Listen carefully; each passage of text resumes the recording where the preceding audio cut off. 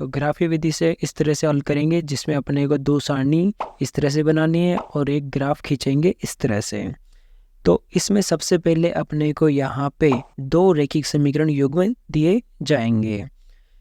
इस तरह से मान लो यहाँ पे दो रैखिक समीकरण युग्म है, जिसमें x के गुणांक है a1 और a2।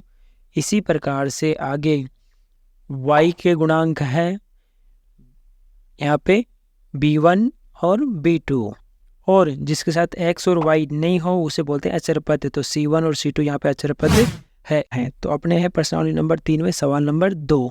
तो इसमें यहाँ पे अपने पास एक सवाल लेते हैं, ये फर्स्ट है इसका सवाल। ये इस सवाल को अपन हल करते हैं यहाँ पे। तो अपने पास यहाँ पे 5x 4y, तो यहाँ अपन क्या करेंगे, इसकी तुलना करेंगे। जैसे x के गुणा में है यहाँ पे 5, तो यहाँ पे a1 यानी a1 का मान हो गया 5, नीचे है x का गुणांक यानी a2 का साथ है 7, तो a2 हो गया 7, y का गुणांक है यहाँ पे यानी b1 और इधर है -4 है, और इस साइड है y का गुणांक यहाँ पे b2 और यहाँ पे है प्लस का 6। इसी प्रकार से c1 हो जाएगा प्लस का 8 और c2 हो जाएगा माइनस का 9। नमस्कार साथियों, आज सीखेंगे अपन गणित विषय में कक्षा 10 में अपने आएंगे गणित विषय, जिसमें अपन प्रश्नावली नंबर 3 जिसका नाम है दो चर वाले रैखिक समीकरण युग्म। इसमें अपन पढ़ेंगे 3.1 जिसका में 7 सवाल होते हैं अपने पास। यहाँ पे टोटल इस प्रश्नावली में 7 क्वेश्चन हैं, जैसे फर्स्ट, सेकंड, थर्ड, 4, 5, 6 और ये 7, ये 7 क्वेश्चन है।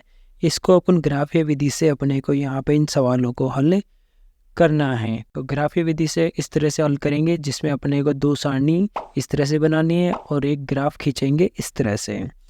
तो इसमें सबसे पहले अपने को यहाँ पे दो रैखिक समीकरण युग्म दिए जाएंगे। इस तरह से मान लो यहाँ पे दो रैखिक समीकरण युग्म है, जिसमें x के गुणांक है a1 और a2।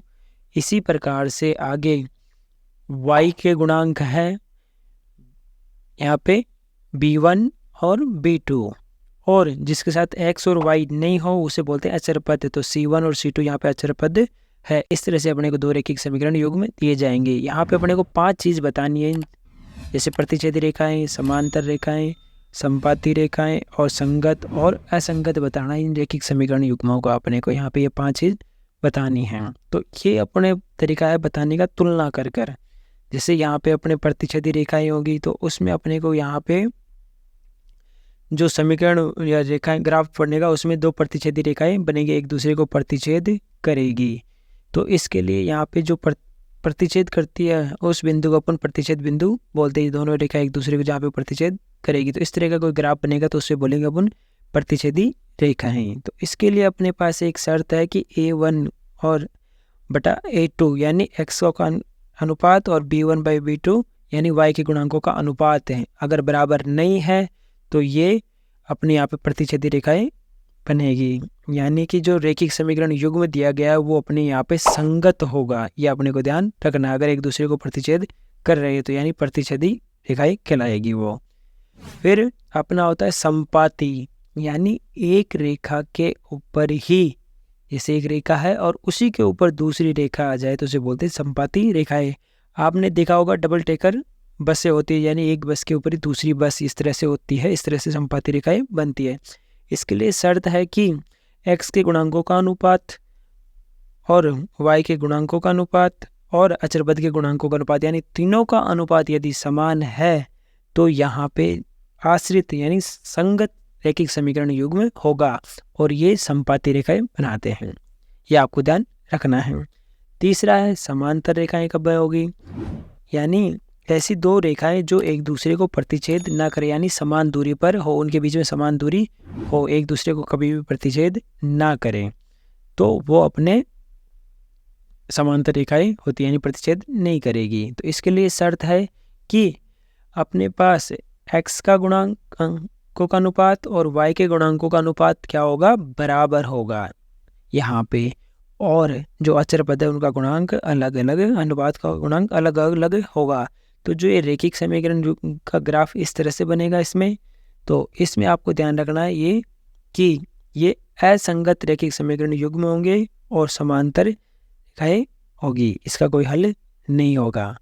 सही, तो यहाँ पर आपको ध्यान रखना है। तो अपने है प्रश्नावली नंबर 3 में सवाल नंबर 2। तो इसमें यहाँ पे अपने पास एक सवाल लेते हैं, जैसे ये फर्स्ट ये इसका सवाल, ये इस सवाल को अपन हल करते हैं यहाँ पे।